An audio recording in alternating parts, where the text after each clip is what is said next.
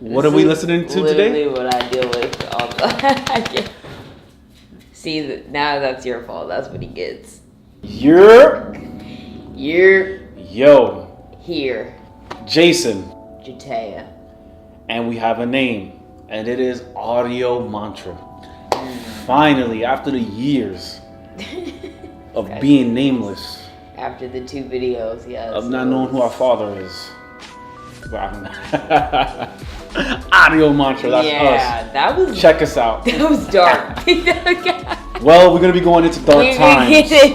And you know what we might need? A neon light. Ooh, Speaking what a of, segue. What are we reviewing today? Man, that's Stephen A. Clark. Where neon goes to die. How'd you come across Stephen A. Clark and this album?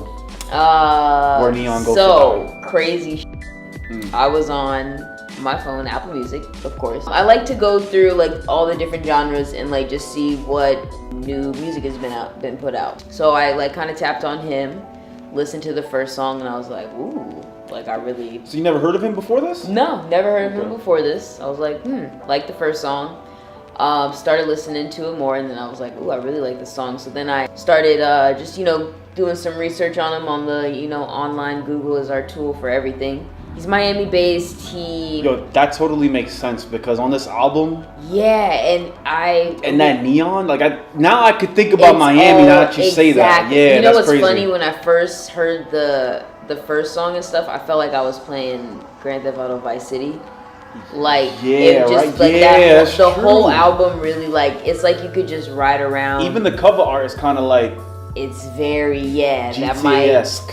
Exactly. Yeah, but anyways, and then I read what he wrote about his own album and what he was saying about it, and I was like, wow, that's exactly what I was experiencing when I was listening to your album. So it was like amazing piece of work, and we'll dissect that later. I was in my feels in the first track. By the second track, I was in my feels of my feels, and by the third track, I was in my feels of my feels of my feels. And I'm like, yo, this is getting pretty deep. Let me sit up.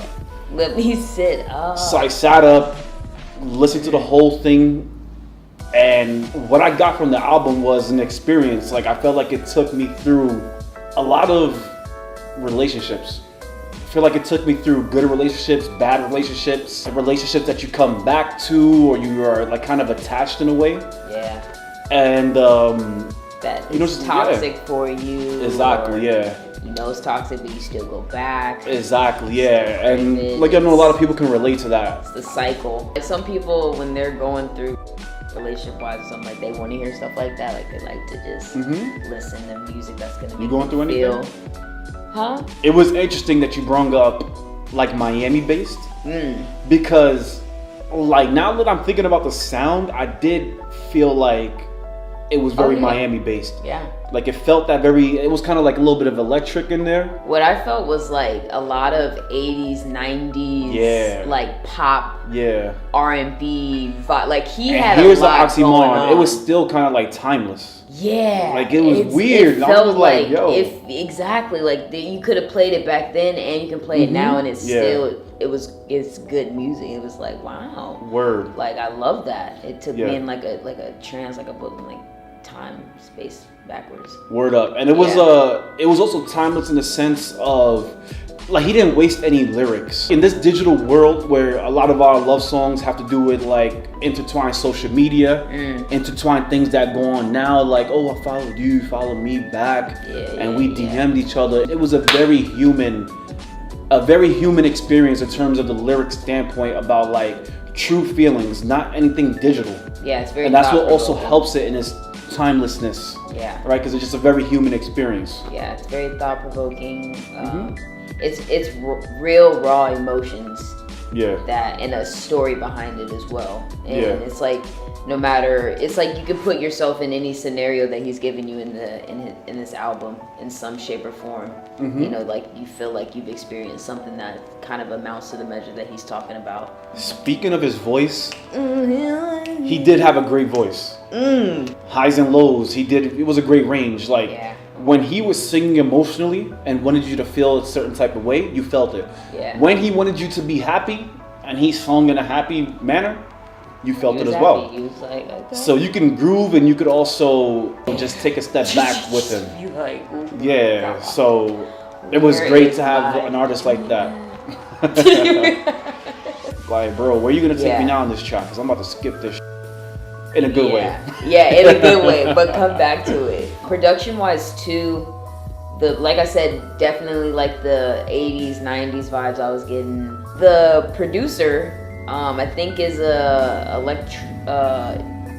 DJ from Germany, like electronic Word? DJ. Yeah. There was only one producer on the whole thing? Yeah, I believe he produced the whole track. The production was dope. Like Production, man. I haven't really enjoyed something like this kind of like with an electric undertone. Yeah, and It had pop it, yeah. and everything too. Pop, Like usually I'm soul, so electric. quick to skip. It was a good mix. Yeah, And wanted to that listen. electricness also provides in that Miami sound and that like 80s, 90s timelessness sound. Like it Yeah. really provided something. But that was a great direction to take production wise on this album. Yeah. It really helped a lot. It was great. Yeah. So some of the lyrics on Where Neon Goes to Die are pretty tough. They're very deep, as we were saying earlier. So one song, the second song, Feel This Way, I just want to read or sing the beginning lyrics because they're pretty deep. Underneath your cherry tree, all the leaves on top of me, staring into your endless skies, buzzing around me with the birds and the bees.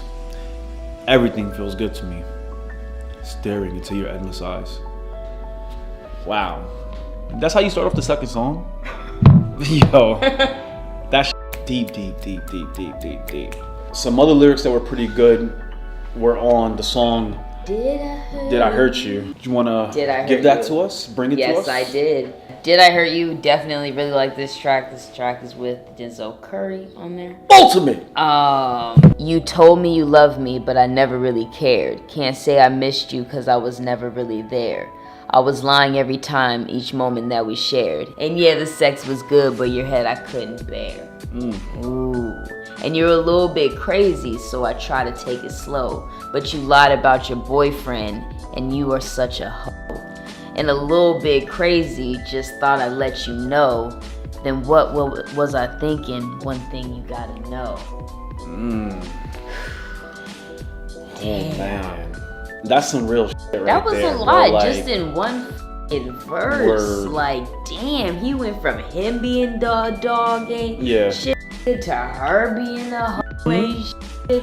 Like, man, and you be with people like that. And these are one of those verses where like you know it came from somewhere. Like when you hear it, you like it just feels real. It feels tangible. Yeah. And that's what's really good about like the verses that he writes. Yes. So that was good. Yes. And on this song, we also have one of the features to pop up on this song Go in the ahead. form of Ultimate Denzel Curry.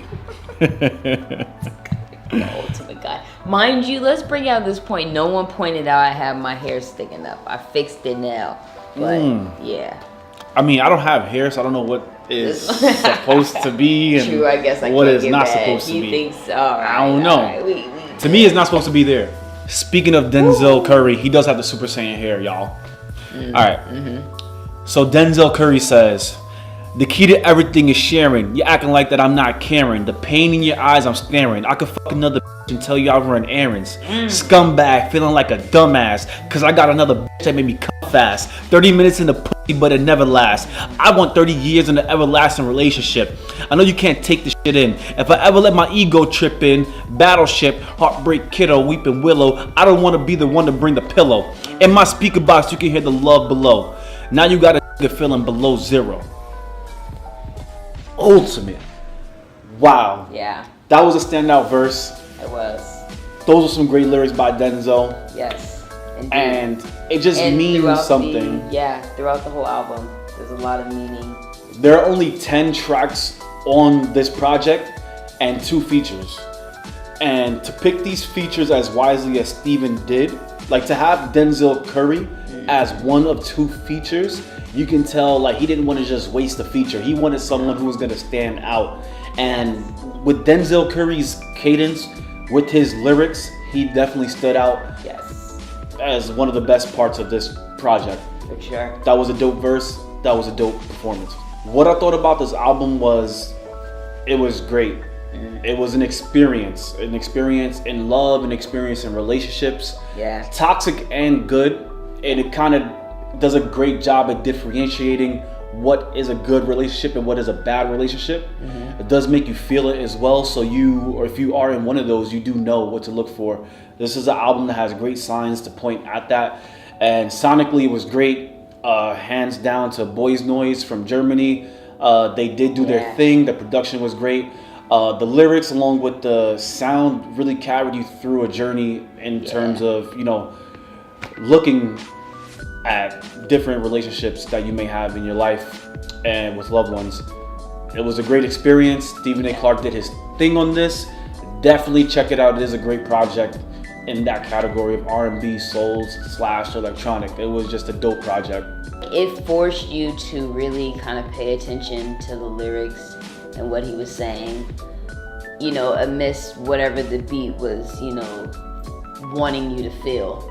And I think that to be able to do that in an album was, that takes a lot of thought, and that's what it was. It's very thought provoking. So I appreciate that. I appreciate making me kind of, set that aside, listen, and really feel what he was saying, and be able to put myself in those shoes and kind of reminisce or think about shit and be like, damn, yo, this guy is woo, it really puts you there, but at the same time it's still fun, and it's still something you can still play around and because like I said, some people can easily miss the lyrics when you're really not paying attention. You might come in and on this we'll never feel this way again, but you're not understanding what he's really meaning when he's saying that.